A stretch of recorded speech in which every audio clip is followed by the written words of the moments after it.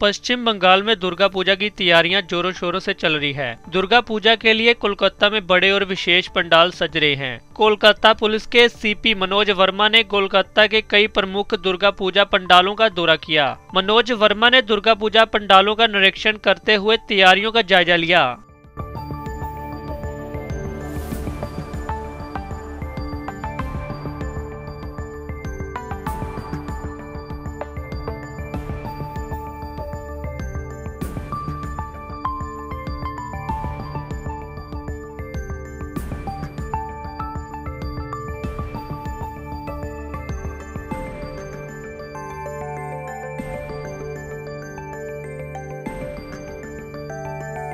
আপনাদেরকে সকলকেই দুর্গা পূজার শুভেচ্ছা আমরা জানাচ্ছি।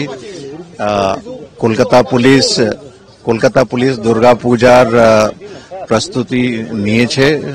সব রকমই অ্যারেঞ্জমেন্ট হয়েছে, ট্রাফিক থেকে শুরু করে বিভিন্ন জায়গায় ক্রাউড সার্কুলেশন, ক্রাউড ম্যানেজমেন্ট, ট্রাফিকের অ্যারেঞ্জমেন্ট, এছাড়া নিরাপত্তার যত যা যা করণীয় আছে সেই সব স্টেপস অলরেডি নেওয়া হয়ে গেছে। আমাদের সিনিয়র অফিসার যারা আছে ওরা বিভিন্ন জায়গায় ভিজিট করেছে, মাল্টিপল ভিজিটস হয়েছে।